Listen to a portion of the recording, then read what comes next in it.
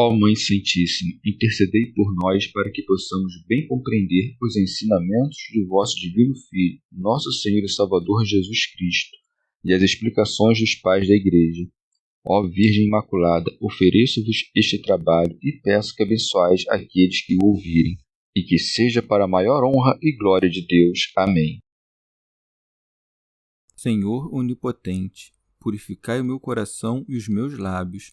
Vós, que purificastes os lábios do profeta Isaías com carvão em brasa, e dignai-vos, por tal modo, purificar-me com a vossa misericórdia, para que possa dignamente anunciar o vosso santo Evangelho. Por Jesus Cristo nosso Senhor. Amém. Senhor, abençoai-me. Que o Senhor resida no meu coração e nos meus lábios, para que anuncie digna e convenientemente o seu Evangelho. Amém. Evangelho de Nosso Senhor Jesus Cristo, segundo São Lucas. Vocação dos 4 primeiros discípulos. Certa vez em que a multidão se comprimia ao redor dele para ouvir a palavra de Deus, à margem do lago de Genezaré, Jesus viu 2 pequenos barcos parados à margem do lago. Os pescadores haviam desembarcado e lavavam as redes.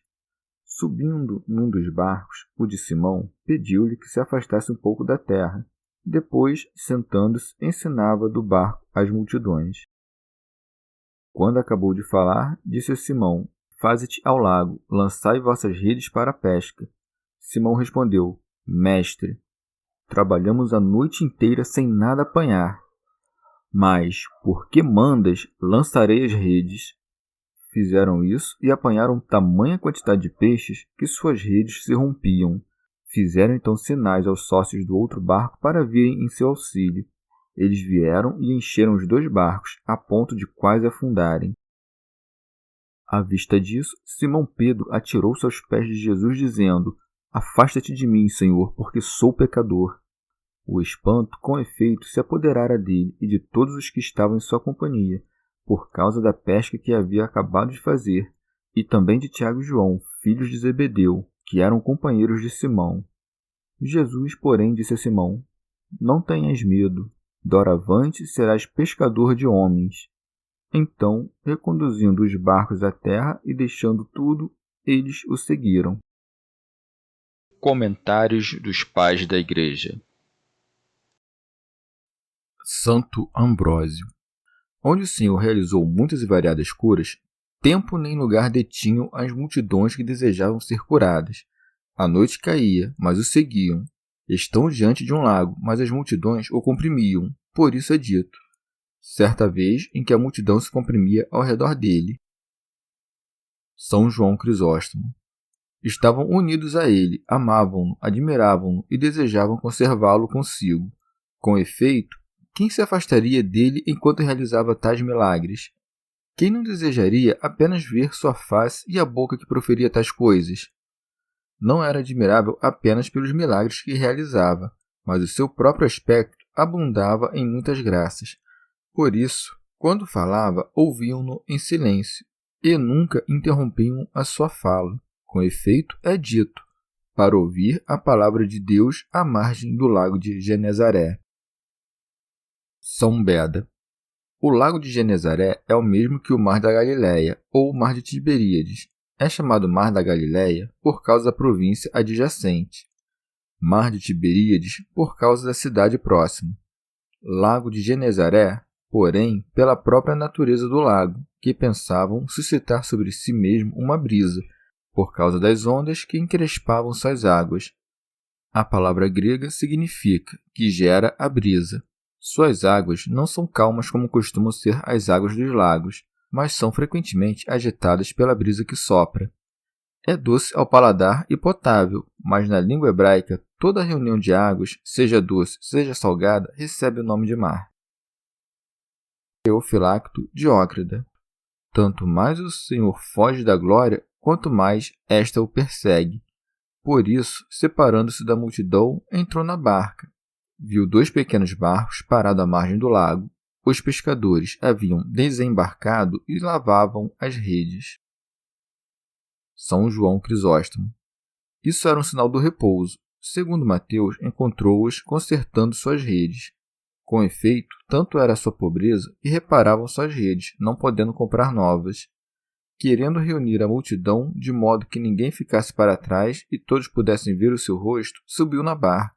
Por isso é dito: subindo num dos barcos, o de Simão pediu-lhe que se afastasse um pouco da terra. Teofilacto Diócrida. Observa a mansidão de Cristo, a maneira como roga a Pedro, e a obediência de Pedro, a maneira como foi obediente em tudo. São João Crisóstomo. Depois de ter feito muitos milagres, expõe de novo a sua doutrina. Estando no mar, pesca os que estão na terra. Por isso segue. Depois, sentando-se, ensinava do barco às multidões. São Gregório Nazianzeno.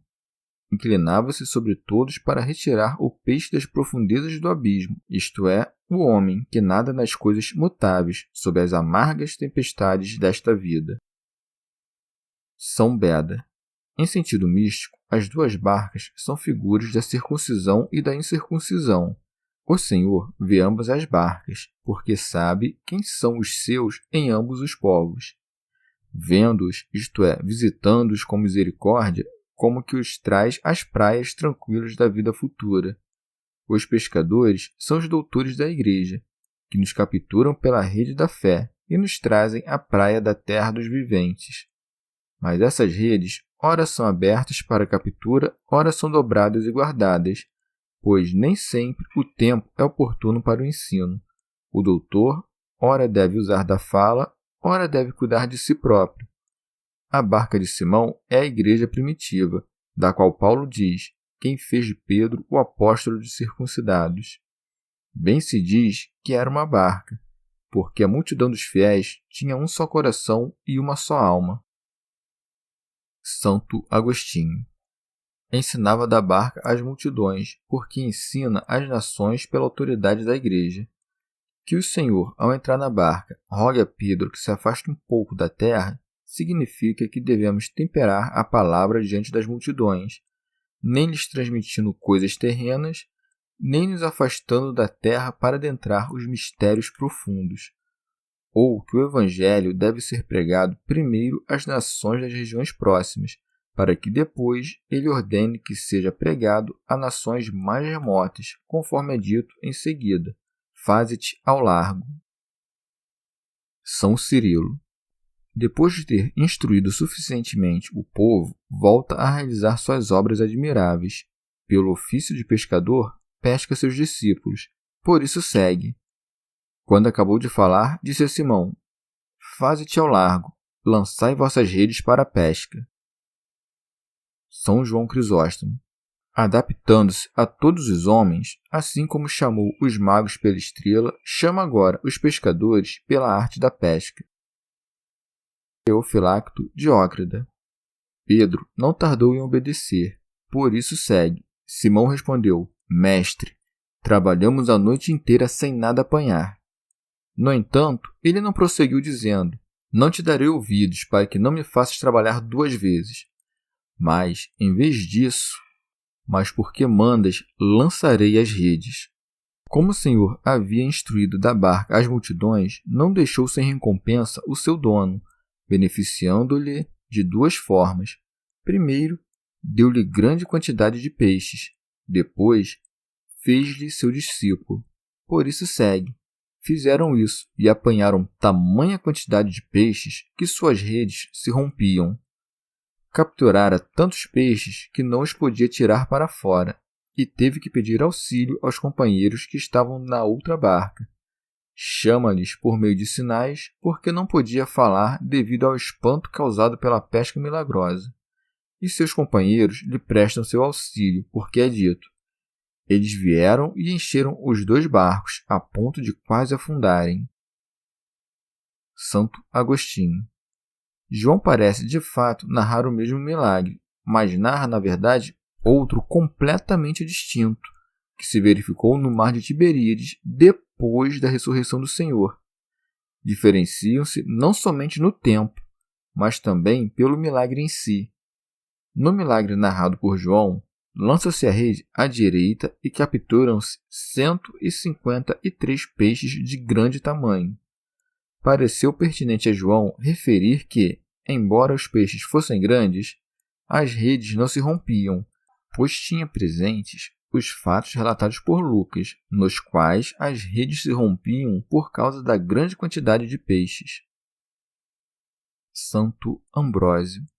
Em sentido místico, a barca de Pedro, segundo Mateus, é agitada pelas ondas e, segundo Lucas, se enche de peixes, para que entendas como a igreja primeiro é agitada pelas ondas e depois se torna exuberante. A igreja que tem Pedro não é abalada a igreja que tem Judas. Guardemo-nos, portanto, contra os traidores, para que muitos não sejam sacudidos por causa de poucos. Há abalos onde a fé é pequena, há segurança onde o amor é perfeito. Além disso, o Senhor ordena aos demais que deixem suas redes e somente a Pedro diz: avança para águas mais profundas, isto é, para mistérios mais profundos. O que é tão profundo quanto o conhecimento do Filho de Deus?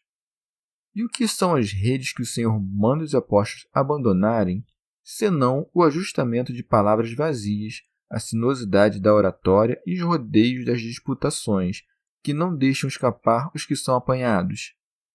De maneira apropriada, os instrumentos dos apóstolos para pescar são redes, que não matam aquilo que capturam, mas mantêm vivo e trazem para o alto aquilo que era agitado nas regiões inferiores. Diz, pois, mestre, tendo trabalhado toda a noite, não apanhamos nada, pois não se trata de obra da eloquência humana, mas do dom da vocação celeste. Os que antes nada tinham apanhado, agora, pela palavra do Senhor, reuniram grande multidão de peixes. São Cirilo. Isso aconteceu como figura dos eventos futuros. Com efeito, não trabalharão em vão os que lançam a rede da doutrina evangélica, mas reunirão os cardumes das nações. Santo Agostinho.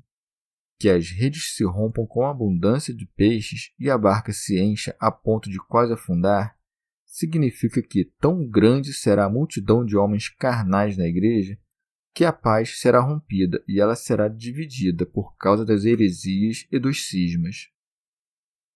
São Beda. Rompe-se a rede, mas os peixes não escapam, porque o Senhor preserva os seus em meio aos escândalos promovidos pelos perseguidores. Santo Ambrósio. A outra barca é a Judéia, na qual João e Tiago são escolhidos. Esses vieram à barca de Pedro, isto é, a igreja, para encher ambas as barcas. Com efeito, ao nome de Jesus, todo joelho dobra, seja judeu ou grego. São Beda. Ou a outra barca é a igreja dos gentios, que também se enche com os peixes escolhidos, pois uma barca só não era suficiente. O Senhor conhece os que são seus e sabe o número dos eleitos. Embora não tenha encontrado entre os judeus tantos que creriam nele quantos sabe estarem predestinados à fé e à vida, como que buscando outra barca para receber seus peixes, enche também os corações dos gentios com a graça da fé. E, apropriadamente, tendo a rede se rompido, chamam seus companheiros, quando Judas, o traidor, Simão, o mago, Ananias e Safira e muitos discípulos se retiraram. E então Barnabé e Paulo foram separados para o apostolado dos gentios. Santo Ambrósio. Podemos entender também que a outra barca é outra igreja, pois da única igreja derivam muitas igrejas particulares. São Cirilo. Faz sinais aos seus companheiros para que o ajudem. Muitos prosseguem os trabalhos dos apóstolos. Em primeiro lugar, aqueles que escreveram os evangelhos. Depois, os bispos e pastores dos povos, os experimentados no ensino da verdade. São Beda. As barcas continuarão a se encher até o fim dos tempos.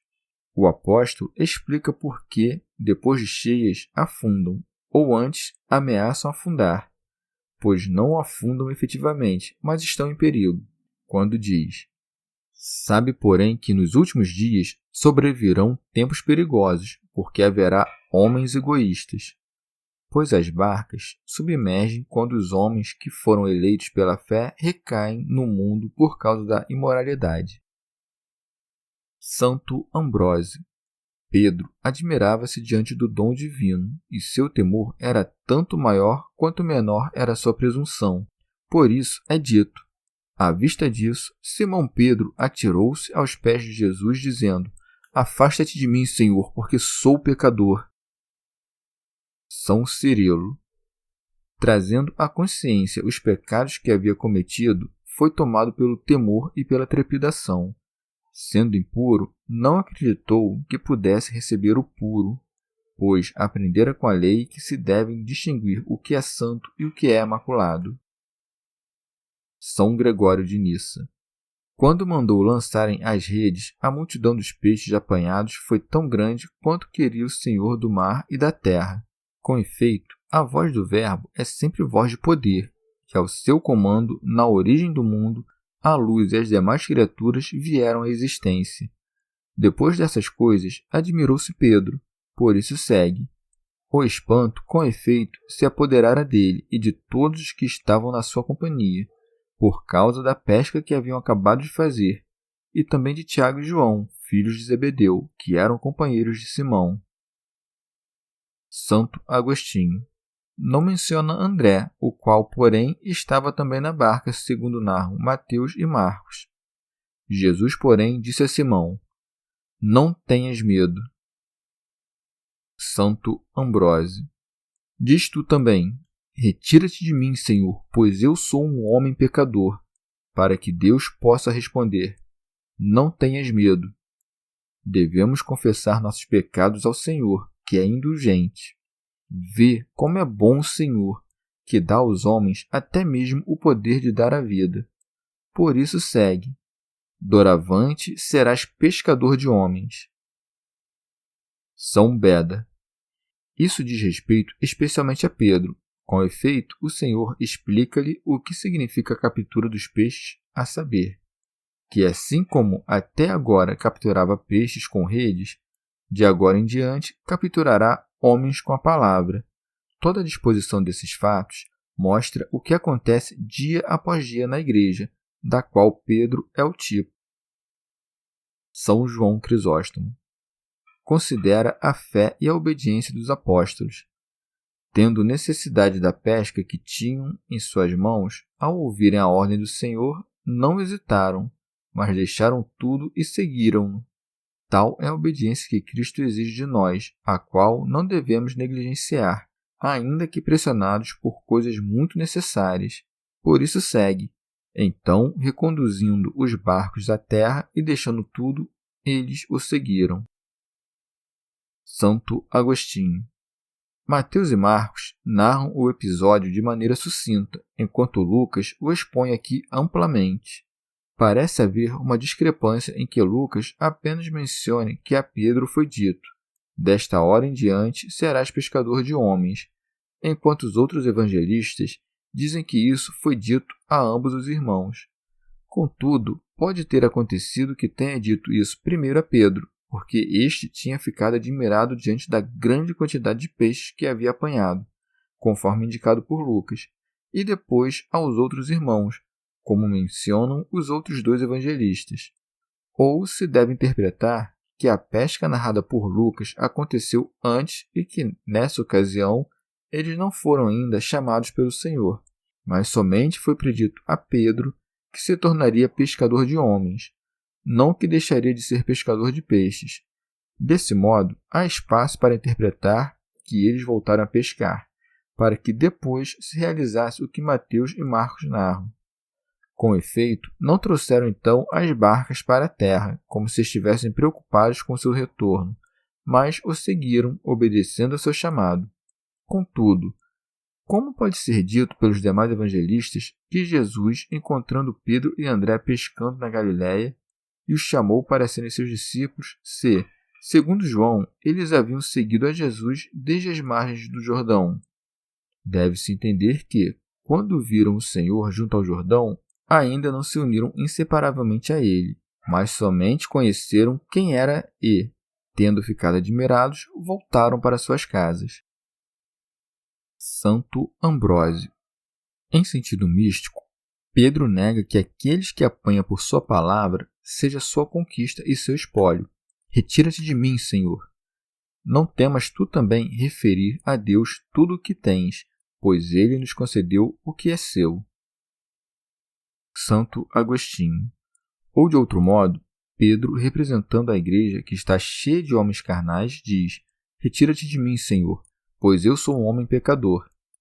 A igreja, repleta de uma multidão de homens carnais e quase submersa por seus vícios, como que repele o reino dos espirituais, no qual a pessoa de Cristo se destaca. Com efeito, não é com a língua que os homens dizem aos bons servos de Deus que se afastem, mas pela voz dos costumes e dos atos persuadem-nos a se afastar, para não serem dirigidos pelos bons e com tanto maior motivo quanto assim os honram. São Pedro os figurava prostrando-se aos pés do Senhor, ao recordar a sua vida passada, dizendo: Retira-te de mim. São Beda. O Senhor fortalece os homens carnais em seu temor para que ninguém, tremendo por causa da consciência das suas culpas ou desencorajado diante da inocência dos demais, tema entrar no caminho da santidade. Santo Agostinho.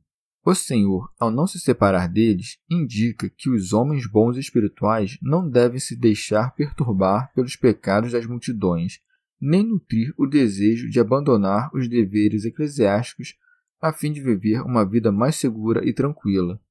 Terem trazido as barcas para a terra, deixando todas as coisas e o seguindo, pode significar o fim dos tempos, quando os que permanecerem unidos a Cristo deixarão para sempre o mar deste mundo. Chegamos ao fim de mais um dia de comentários da Catena Áurea. Muito obrigado por ficarem até aqui, que Nossa Senhora derrame suas graças sobre nós e até amanhã.